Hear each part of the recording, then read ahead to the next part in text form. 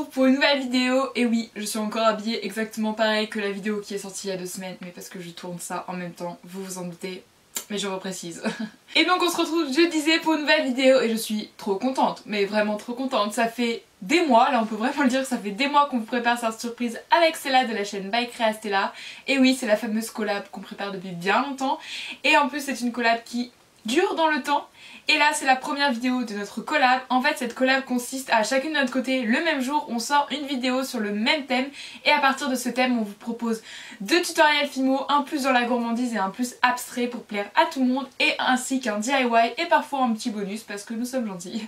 Et donc voilà, j'espère vraiment que ça vous plaire. Ça fait super longtemps qu'on y travaille, voilà, l'intro, le montage, les idées, le tournage, comment on va sortir ça, quand on va sortir ça. Parce que j'avoue que j'ai pas aidé aussi non plus parce que j'étais beaucoup chargée avec la terminale. Et waouh, ça m'a pris de court de base. Et je crois qu'elle devait sortir en octobre. Bon, elle en a un peu en retard, mais c'est pas très grave, mieux vaut tard que jamais. J'espère vraiment qu'elle va vous plaire et du coup j'arrête de parler et je vous laisse tout de suite découvrir tous ces tutoriels qu'on vous a préparés.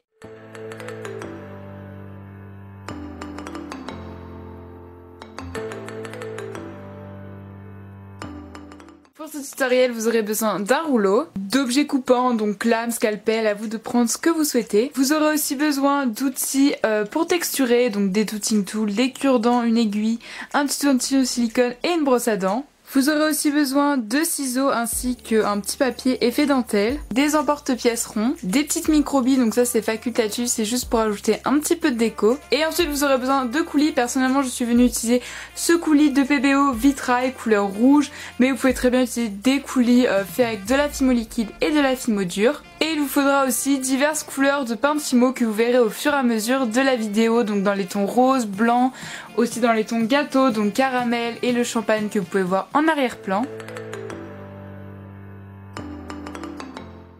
Pour commencer, vous allez réaliser divers mélanges de couleurs. Donc tout d'abord, vous allez partir d'un champagne mélangé avec du blanc pour obtenir une couleur très claire.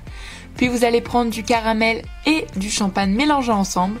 Ensuite vous allez prendre encore ces 2 couleurs mais avec une plus grande quantité de caramel pour faire une couleur plus foncée. Et enfin vous allez prendre du caramel tout seul.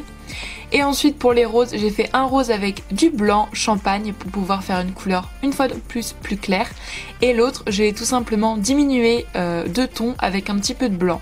Donc par la suite je suis venue prendre 2 bâtons d'esquimaux que j'ai mis de chaque côté de ma boule de caramel que j'ai en fait aplati avec un rouleau. Ça permet d'avoir une plaque lisse et de la même taille, donc de la même épaisseur.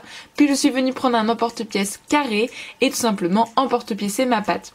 Par la suite j'ai fait la même chose pour les 2 autres couleurs caramel plus claires, mais cette fois-ci j'ai mis 2 bâtons d'esquimaux, ce qui permettra d'avoir une épaisseur plus importante que la première. Une fois que vos 3 petits carrés de caramel sont faits, je vais venir les superposer du plus foncé au plus clair, mais entre deux je vais venir mettre un petit carré que j'ai fait sur une plaque beaucoup plus fine de rose foncé que j'ai mis entre les caramels comme vous pouvez voir avec les images. Une fois que j'ai obtenu la structure de mon gâteau, je suis venue le texturer. Donc pour cela j'ai fait une texture biscuit pour le premier étage, donc le caramel foncé, en texturant, en faisant des mouvements assez aléatoires et des petites lignes pour créer un peu feuilleté, biscuit. Et pour le reste je suis venue prendre mon aiguille et faire des petits cercles aléatoires aussi pour faire une texture gâteau. Je pense que vous voyez bien avec les images et j'ai fait ça sur chaque côté du cube. Une fois que la texture est terminée, on va venir faire un dégradé. Donc pour cela je prends une boule de rose foncé, une pâte au rose clair et le champagne très clair que j'ai fait. Je suis venue les aplatir toutes les 3 et découper 3 triangles à peu près de la même taille. C'est pas grave, c'est pas exactement la même taille. Donc en fait je vous dis un petit conseil, faites-les assez épaisses. Moi je les ai fait trop fines dès le début, donc vous allez voir qu'après c'est un peu galère pour le dégrader.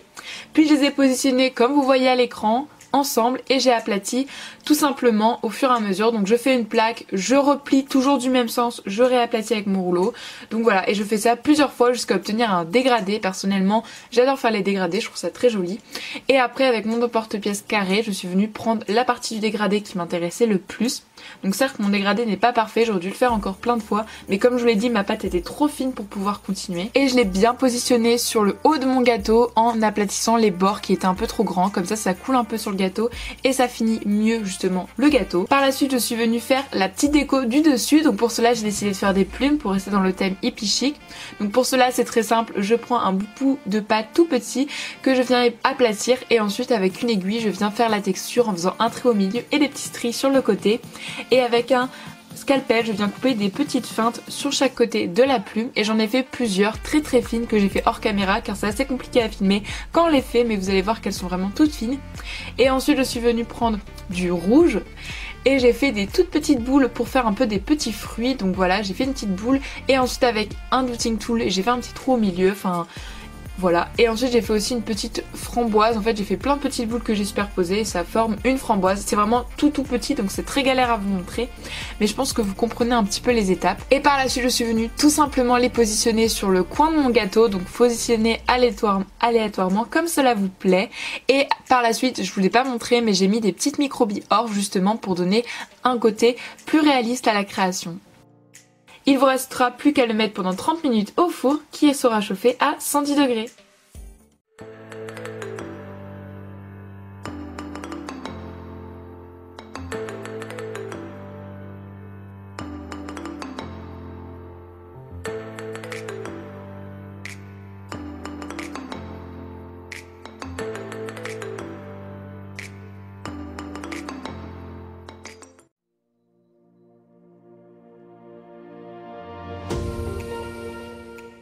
Pour commencer, vous allez prendre votre pâte champagne et la mettre entre deux bâtons d'esquimau que vous voyez que je place comme d'habitude pour pouvoir obtenir une pâte plate. Puis je viens prendre un emporte-pièce triangle et emporte-piècer ma pâte tout simplement et enlever les contours.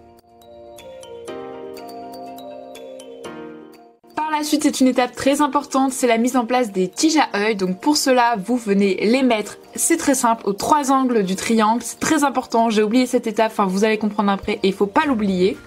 Pour ensuite après prendre les peintures, les couleurs de peinture que vous souhaitez. Moi j'ai pris plein de couleurs parce que c'est bien la couleur. Puis après, vous vous en doutez, on va peindre notre pâte. Donc voilà, faites des motifs géométriques, un peu comme vous voulez. Donc moi j'ai fait comme ça, vous verrez qu'après ça a changé un peu. Enfin, faites selon vos goûts, vos envies et ce que vous voulez faire, tout simplement.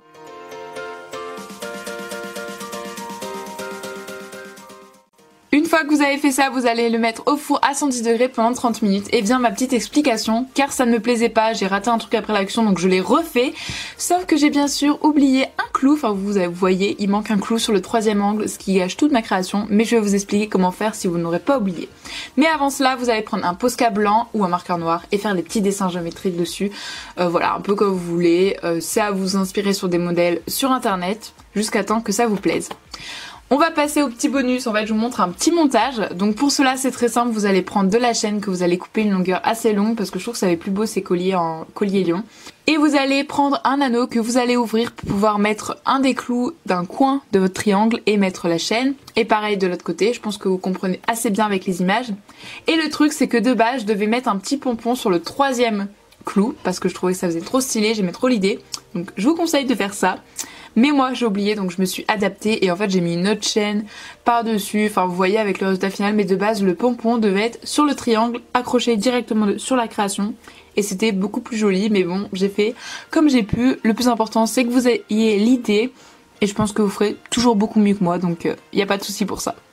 Et voilà, cette création toute simple, toute basique est terminée.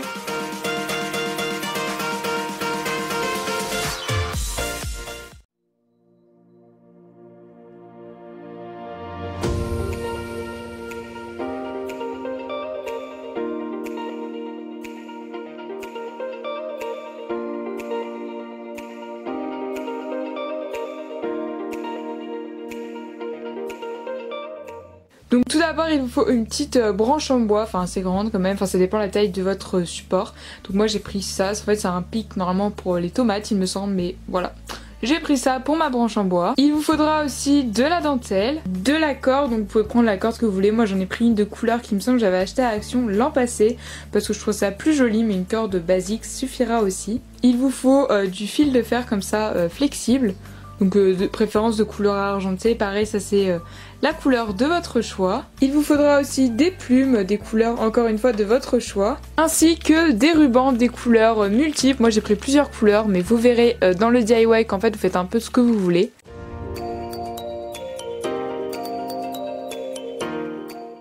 Donc vous allez prendre votre fil de fer et couper un morceau pour ainsi former un cercle qui vous servira de support pour créer votre mini attrape-rêve.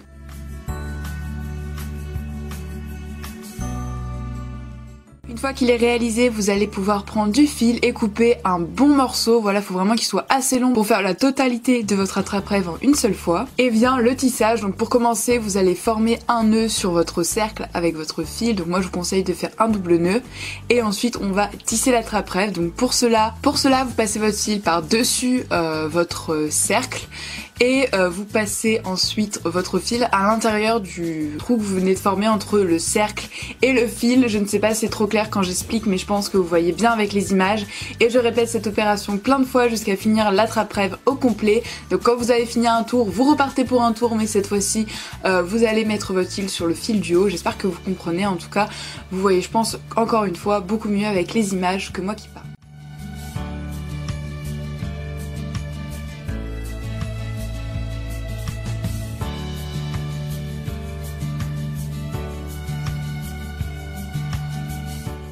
Et voilà ce que ça donne une fois terminé et vous en réalisez le nombre que vous souhaitez. Moi j'en ai réalisé 2. Et vient ensuite l'étape de l'assemblage et là c'est très simple, à vous de faire ce que vous souhaitez, vous accrochez tout ce que vous souhaitez. Donc vous mettez tout ce que vous voulez, moi j'ai mis de la dentelle, mes petits attrape-rêves, des plumes, des rubans de plusieurs couleurs et voilà, à vous de vous éclater sur la déco et de faire comme vous souhaitez. À la fin n'oubliez pas de mettre un fil pour pouvoir le suspendre, je pense que vous verrez avec les images d'après.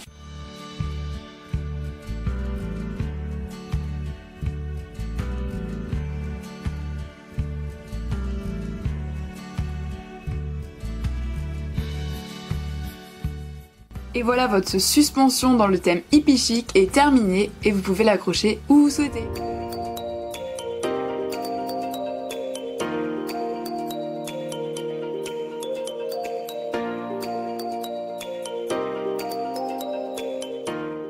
Et voilà, j'espère qu'ils vous ont plu, qu'ils vous ont inspiré parce que oui, je ne sais pas si je l'ai dit, mais ce thème hippie chic, ça m'a inspiré, logique, j'adore les attrape-rêves, je pense que vous l'avez constaté, il y en a même un là, je viens de voir, et j'en ai partout chez moi, donc j'adore les attrape-rêves, tout simplement, et j'espère que ce thème vous a donné des idées de création. Si vous refaites une de nos créations et que vous les postez sur Instagram, identifiez-nous, on sera super ravis d'aller les voir. En tout cas, merci d'avoir visionné cette vidéo et je vous invite très fortement à aller voir la sienne si ce n'est toujours pas fait. Je vous mettrai le lien de sa chaîne et le lien de sa vidéo en barre d'infos, comme ça vous aurez le double d'idées. C'est plutôt chouette ce genre de collab. Si vous avez des envies de thèmes à nous proposer, on attend tout ça dans les commentaires, comme ça on pourra mieux voir quel thème vous intéresse, voilà. On va essayer de sortir, je sais pas, moi on n'a pas trop déterminé de Rin, ça sera un peu quand on aura de l'inspiration et du temps. Donc voilà, j'espère vraiment que ce genre de collab vous plaît. On attend tous vos retours en commentaire. Voilà, j'ai vraiment trop hâte de lire vos petits commentaires et d'y répondre comme à chaque fois. Et sur ce, n'hésitez pas aussi à liker la vidéo, comme ça on pourra un petit peu voir si ça vous a plu. Donc voilà, j'arrête de parler, je vous fais plein d'énormes bisous, prenez soin de vous et on se retrouve très bientôt pour une prochaine vidéo qui sera, je vais me spoiler, sur le thème de Noël. Il faut bien les commencer un jour, ces fameuses vidéos de Noël que tout le monde attend et que j'attends aussi avec impatience car j'adore la période de Noël. Voilà. Allez, bye.